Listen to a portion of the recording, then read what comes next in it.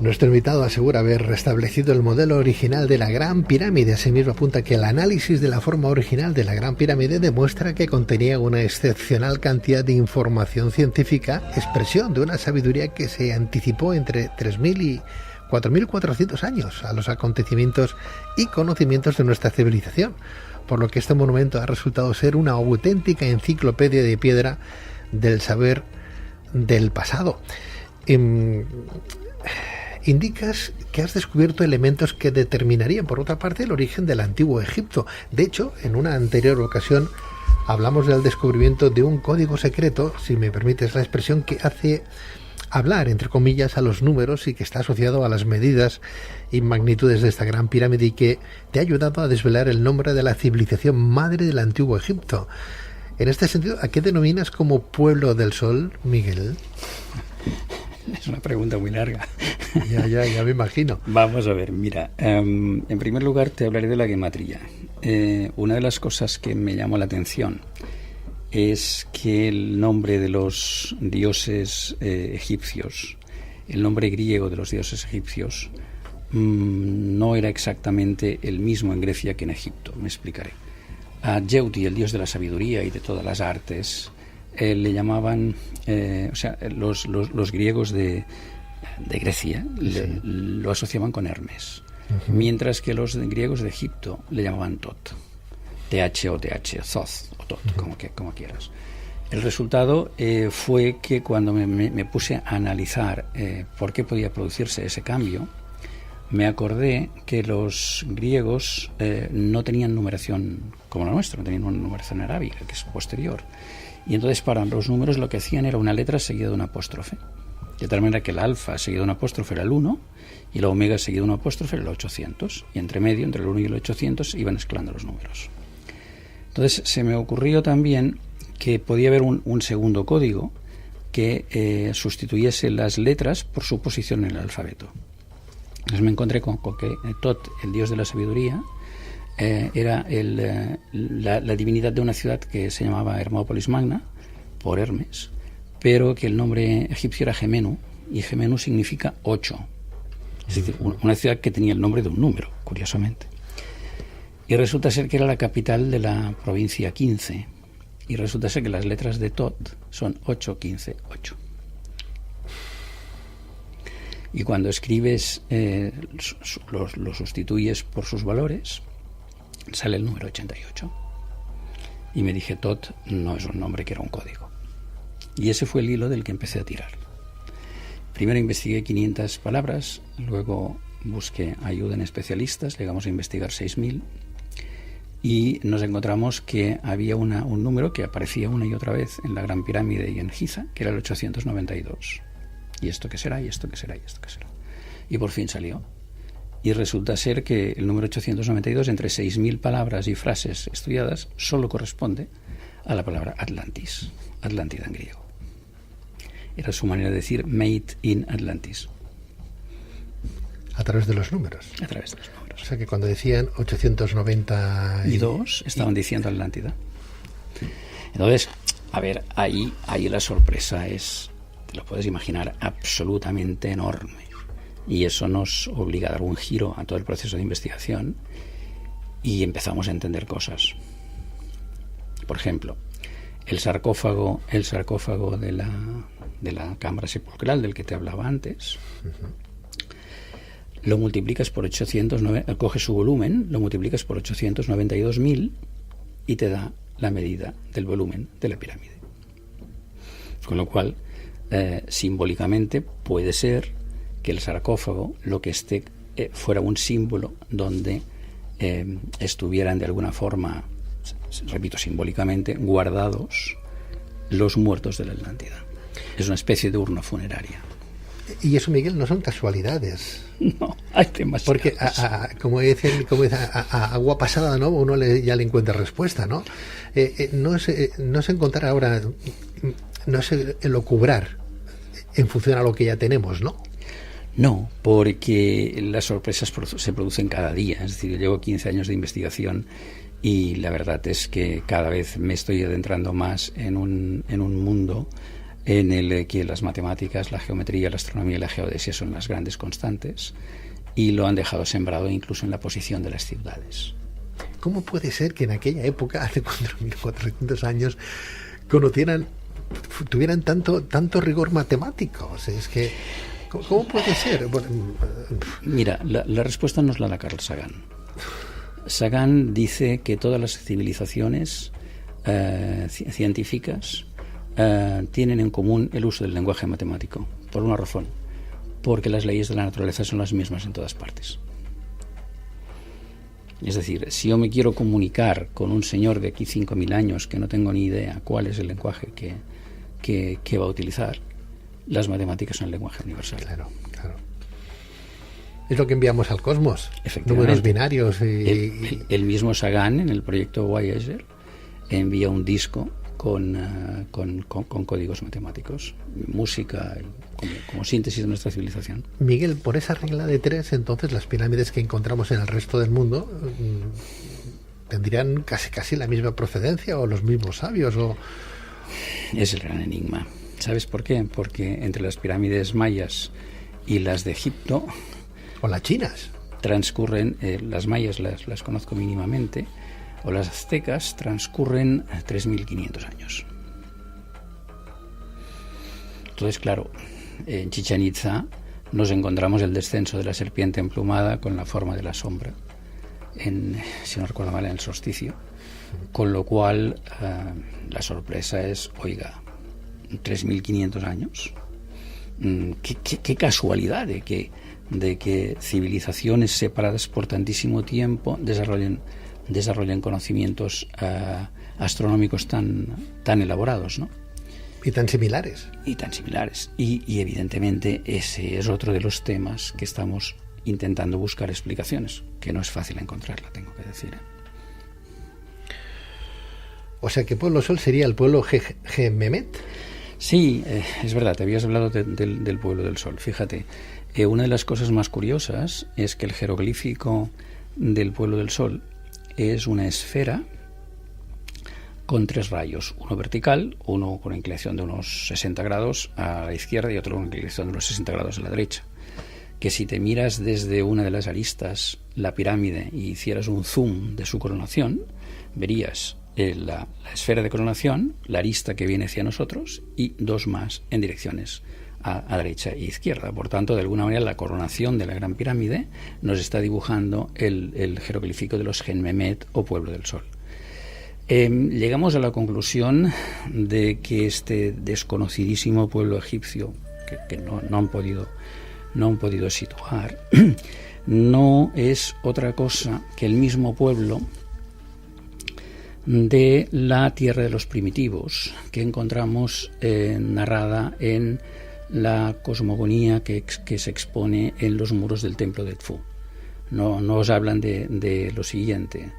En este templo egipcio nos dicen que en un principio, que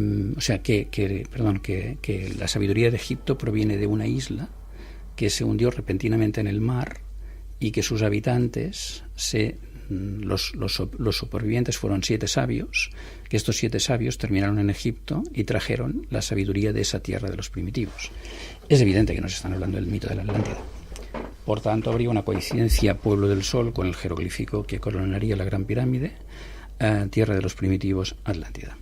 ¿Y los números? Sí, efectivamente. ¿Dónde estaría situada la Atlántida?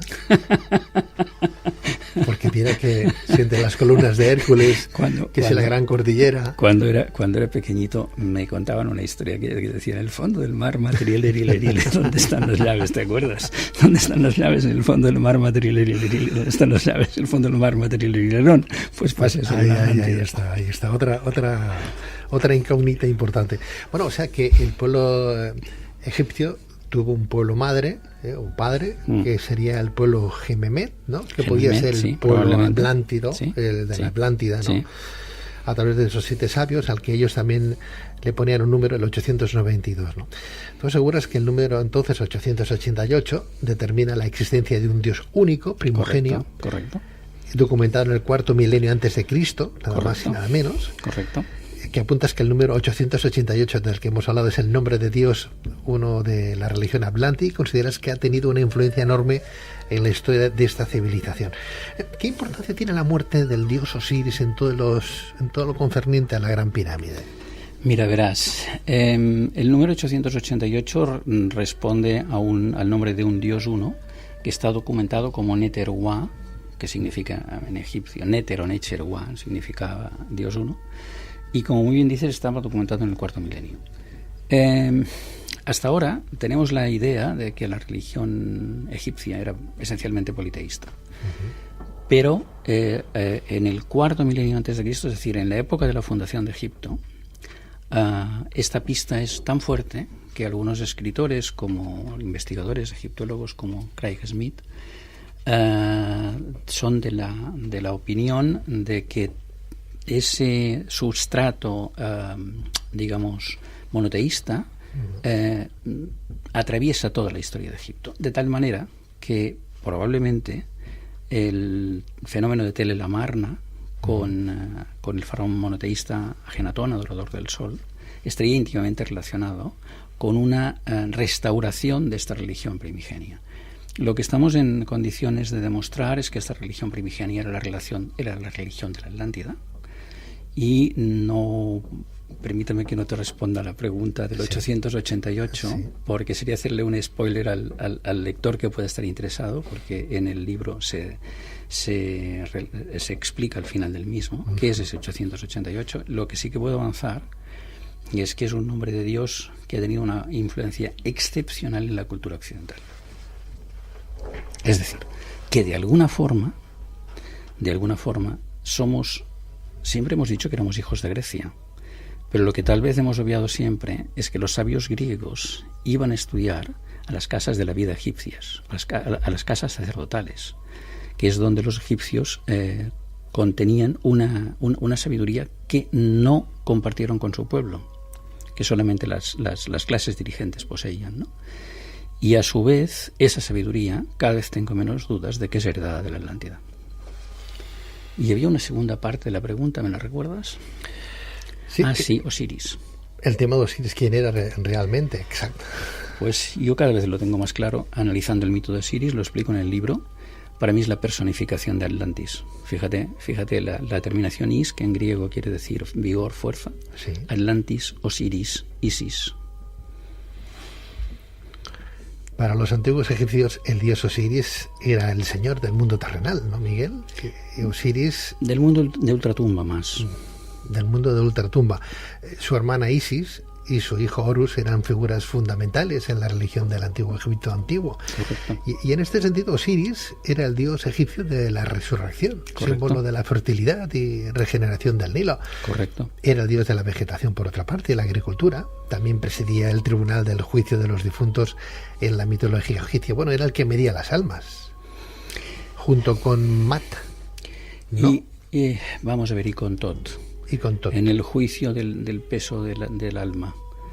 Un juicio enormemente complejo que de alguna manera el cristianismo lo recoge en la idea del juicio final, ¿no?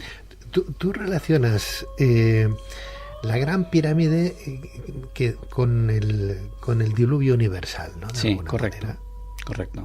¿Dónde te apoyas? En los canales estelares. Es una de las cosas que se me olvidó comentar antes. Vamos a ver. Los canales estelares establecen dos alineaciones con Marte, concretamente. Uh-huh. En una de ellas, la primera de ellas sería la fecha inicial de la Gran Pirámide, uh-huh, y la segunda de ellas sería la fecha final de las obras de la Gran Pirámide.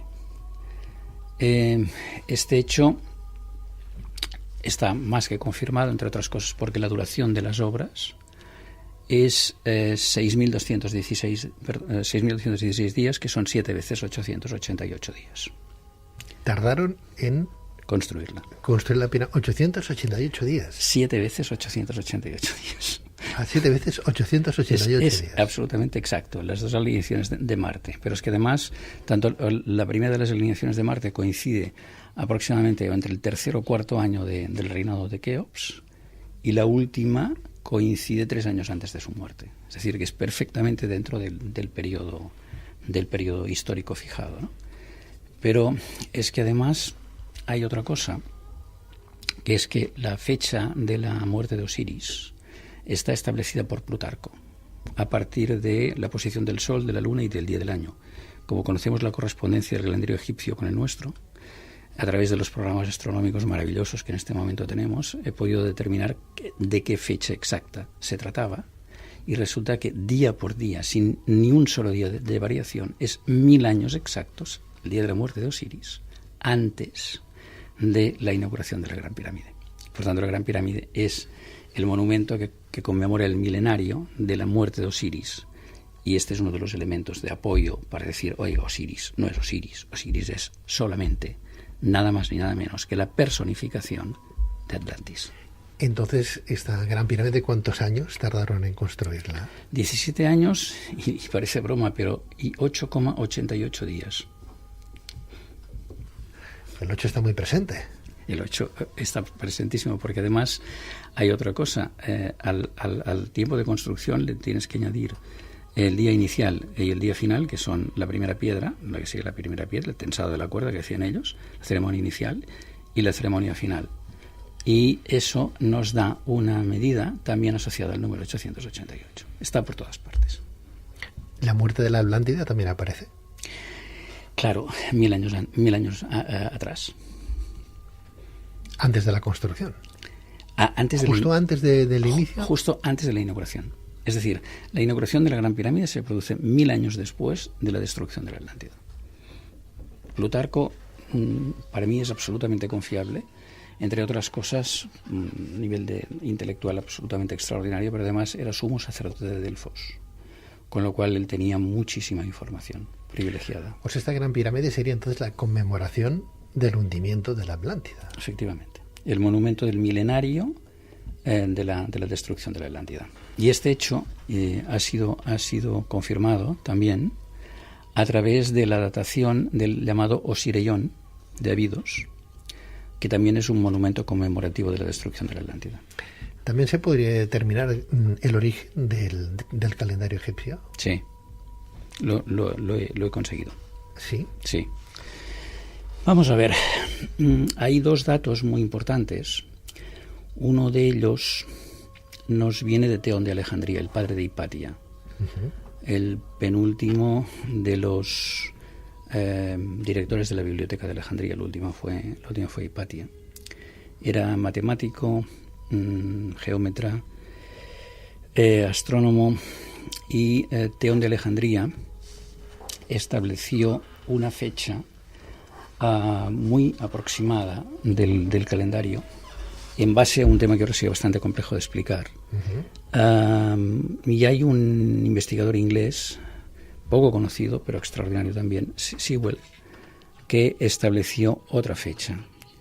El análisis de ambas y la corrección de las dos me permitió llegar a una fecha de la fundación del calendario egipcio, en el cual coincidían a la vez el calendario solar y el calendario lunar. Un calendario lunar que se hablaba de que venía de una antigüedad que nos iríamos hasta el quinto milenio antes de Cristo.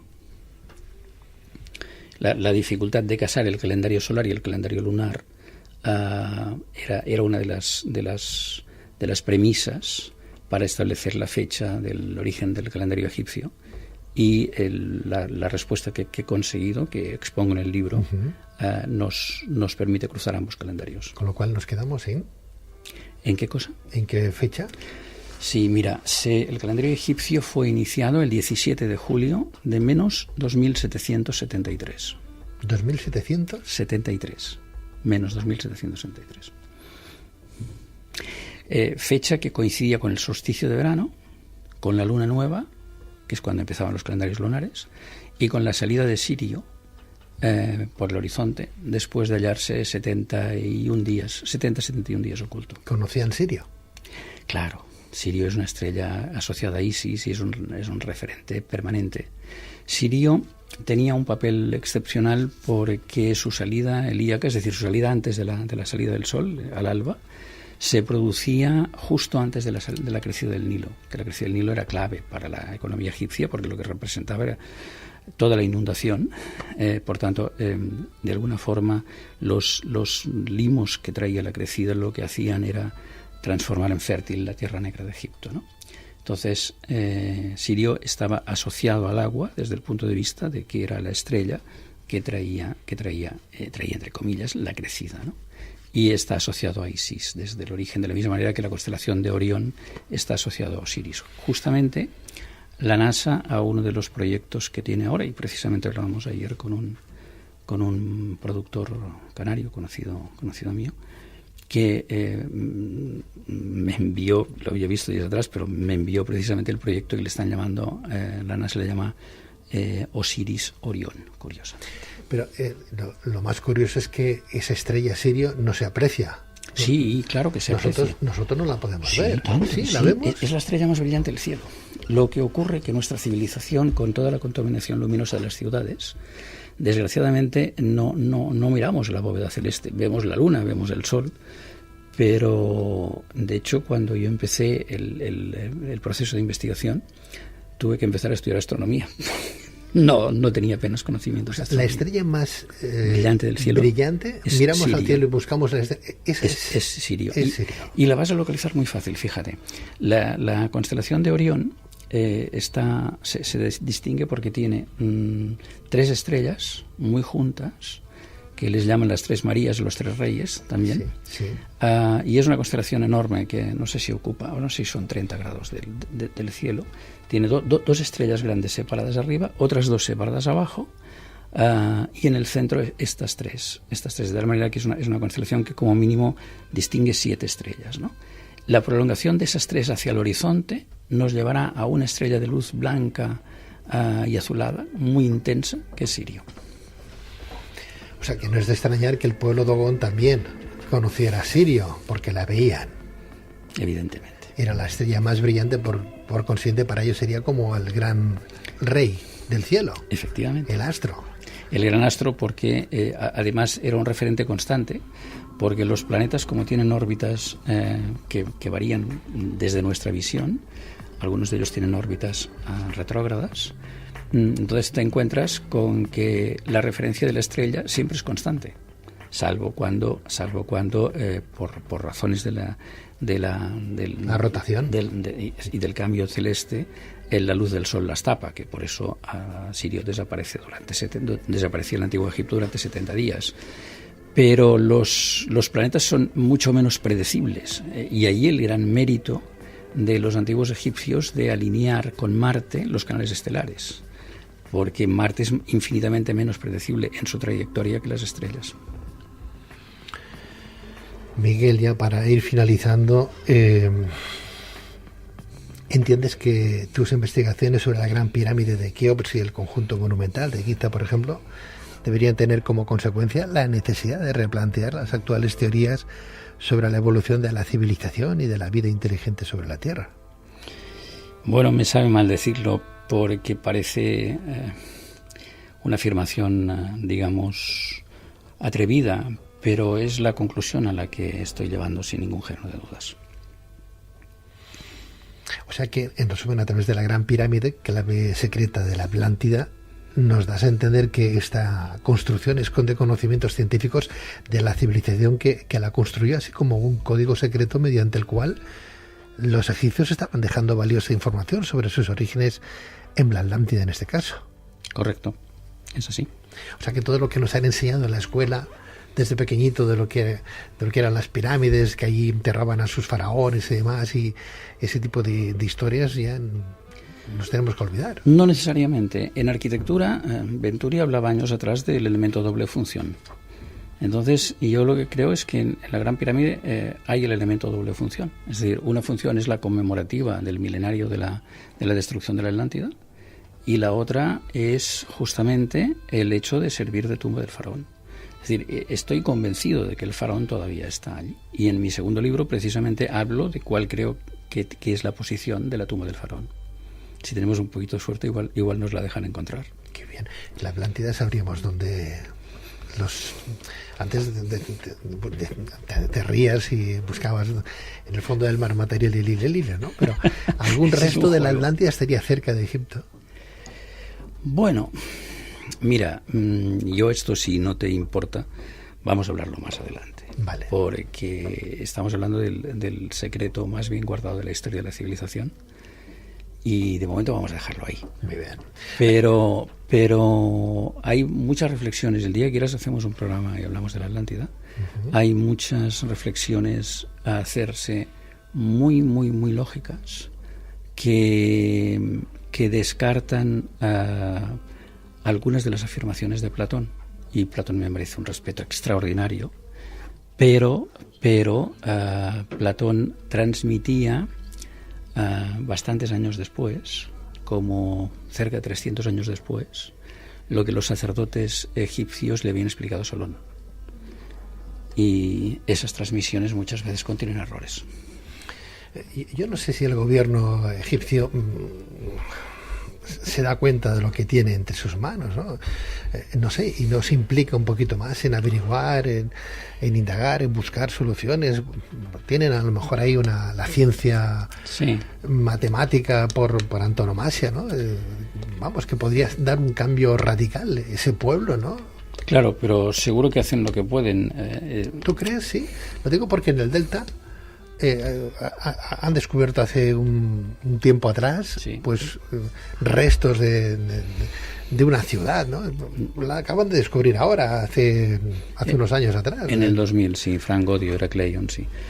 Vamos a ver.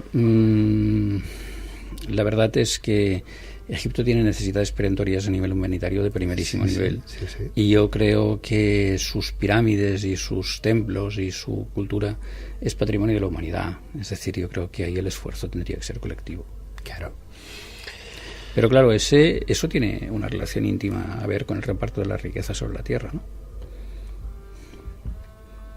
Si el reparto de la riqueza fuera otro, la ciencia y la cultura estarían muchísimo más potenciadas de lo que están actualmente. El filósofo español José Ortega y Gasset dijo en una ocasión que la ciencia consiste en sustituir el saber que parecía seguro con una teoría, o sea, por algo problemático, ¿no? Con lo cual está claro que iremos avanzando poco a poco e iremos sustituyendo lo que antes lo dábamos por muy hecho a algo que quedaría entrecomillado en el día de hoy, ¿no?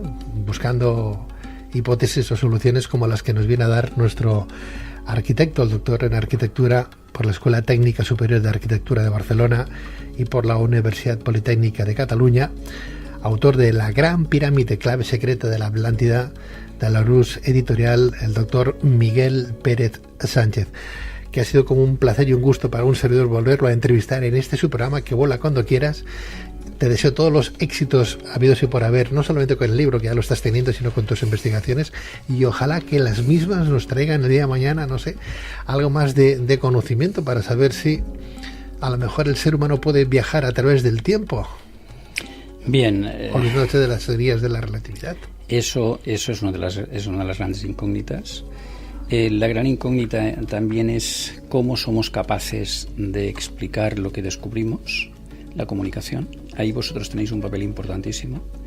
Las editoriales como Larousse, que han hecho un libro espectacular de investigación a todo color, cosa rarísima en el mundo de la investigación, tienen también un papel importantísimo, es decir, todos los medios de comunicación. Y por tanto, el reto que en este momento estamos teniendo es ser capaces de explicar las nuevas teorías, dándolas a conocer al máximo de gente, con un lenguaje lo más, en catalán diem, entenedor, es decir, lo más fácil de entender. Entendible. Entendible, no me salía la palabra. Sí. Un lenguaje lo más entendible posible, y a la vez intentar abrir las mentes en el sentido de que todos hemos de tener en cuenta que la ciencia evoluciona permanentemente y que lo que era dado por sabido y por verdades absolutas hace 100 años, ahora todo ello se está moviendo. Doctor Miguel Pérez Sánchez, muchísimas gracias. Un placer. Muchísimas gracias a ti, Pedro. Buenas noches. Buenas noches.